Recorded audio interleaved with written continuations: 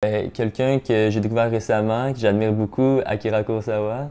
Je l'adore vraiment. J'ai découvert 6 de ses films récemment. J'ai regardé ses plus populaires.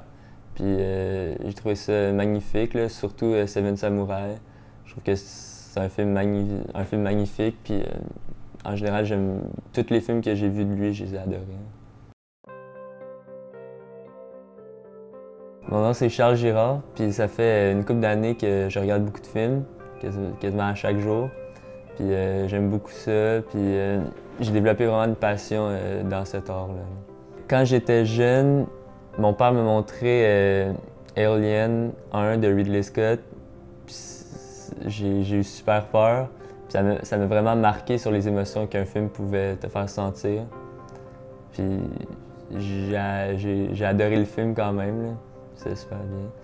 Quand j'ai vu Good Will Hunting, c'est là que j'ai remarqué qu'un film pouvait te faire ressentir des émotions encore plus, puis t'en apprendre sur la vie ou sur ta personne.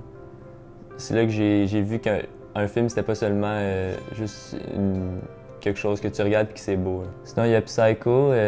La première fois que je l'ai vu l'année passée, ça fait un peu plus qu'1 an, c'est là que j'ai remarqué vraiment que la musique, c'était super important dans un film. Parce que dans ce film-là, la musique est forte, pas mal. Puis c'est là que j'ai remarqué vraiment tout ce que ça pouvait amener à un film. Là. Ça a été vraiment marquant. Aussi, j'ai découvert l'application Letterboxd qui m'a ouvert les yeux vers plein de nouveaux films. Je vois plein de critiques de films. Ça me montre quel film j'aurais envie de voir. Puis c'est super intéressant. Aussi, je peux écrire des critiques, c'est super le fun. Là. Je fais ça parce que c'est le fun, puis en plus mes amis peuvent regarder, ils peuvent lire la critique, puis s'ils trouvent que le film a l'air bon, ils peuvent le regarder, ça peut leur donner. Ben, un film qui m'a déçu, c'est le film de 2024, Anora, parce que je l'ai regardé avant les Oscars, mais déjà là, il y avait des bonnes critiques. Puis il y avait une bonne cote IMDb, une bonne cote sur Letterboxd, tout. Puis j'avais des attentes, malheureusement. Là. Je sais qu'il ne faut pas en avoir, mais là, j'avais des attentes. Puis j'ai été très déçu de l'histoire. Je trouve que c'est une histoire peu intéressante, malgré le bon jeu d'acteur. Évidemment, maintenant, il y a le cinéma Goudzo qui vient de fermer partout, je pense. Là. Puis là, maintenant, on va dans les salles de cinéma, puis on est 15 personnes. Je trouve ça super dommage parce que c'est une grande chance là, de pouvoir aller au cinéma. Puis on le voit quand on va au cinéma, qu'il n'y a plus personne dans les salles. La plupart du temps, quand un directeur filme quelque chose, c'est pour le cinéma. Si je pense à, admettons, Dune partie 2 qui a été filmé pour IMAX, c'est sûr que s'il n'y a plus de cinéma et tu regardes tous les films sur un petit écran, c'est pas fait pour ça. Mettons, il y a aussi The Brutalist qui a été filmé pour grand écran. Fait que là, quand tu le regardes en petit écran, c'est pas l'intention du directeur, du réalisateur d'avoir fait ça. Moi, c'est Ryan Haniba. J'ai travaillé au cinéma Goudzo de 2023 à 2024. Des fois, c'était des trends, mais je dirais que généralement, plus le temps passe, moins la trend arrive. Par exemple, il y avait Oppenheimer puis Barbie. Il y avait beaucoup de monde là-dedans, mais après ça, vraiment, il n'y a rien eu. À part Mario Bros aussi, mais vraiment, c'est soit il y a des gros films qui arrivent puis beaucoup de monde viennent, soit il n'y a pas de gros films puis très peu de monde viennent. Je dirais que ce qui m'inquiète le plus, c'est la fréquentation pour les films québécois, je dirais. Parce que vraiment, je voyais que plus les mois passaient, moins de gens venaient au cinéma voir des films québécois. Soit il y a des vieux, soit il n'y a personne. Mis à part Cœur de Slush, il y avait des jeunes, mais c'est vraiment l'un des seuls films qui a attiré les jeunes. Donc ce qui m'inquiète, c'est vraiment les films québécois qui vraiment baissent de plus en plus. Enfin, en vrai, ça dépend juste des individus, mais je pense qu'il y a quand même du monde qui aime ça aller au cinéma, car c'est vraiment une expérience en soi. C'est plein d'individus qui regardent un film. Bon, honnêtement, je dirais que pour les films québécois, ce serait vraiment bien que des gens viennent voir le film directement au cinéma. C'est une plus belle expérience, mais ça dépend juste des individus.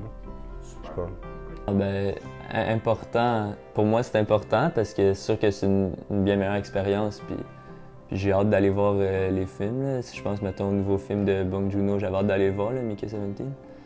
Donc là, on s'en va chercher Julien pour aller au cinéma après, voir notre petit film du mardi soir.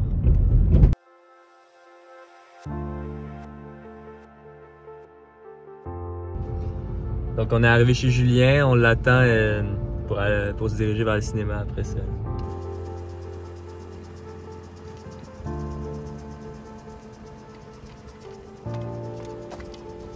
Que ça va, Ving? Ça va toi, bro? Yeah.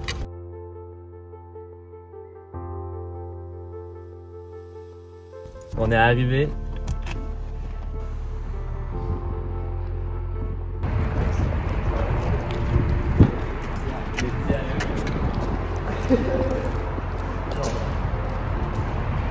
On doit-tu genre...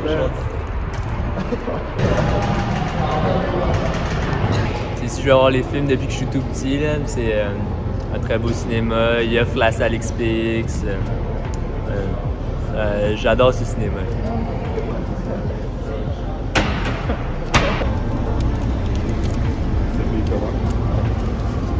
C'est vraiment... On va voir Habiter la maison, nouveau film québécois. Puis c'est ça.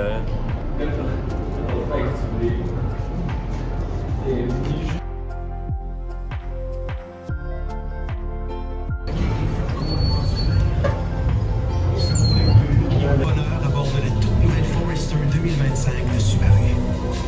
你不在，骗子又回来了，太可怕 Tout va bien aller.！Tout va bien aller si t'arrêtes de mentir. On comprend pas pourquoi ça n'a pas marché.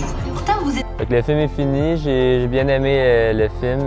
C'était vraiment profond comme film, c'était le fun de voir ça. Là. Puis les personnages étaient bien développés, moi c'est ça que j'aime du cinéma. C'était le fun aussi de le voir en salle, là. On a pu le voir, être dans les premiers à le voir, puis le voir sur le grand écran, c'était vraiment beau, c'était un beau film.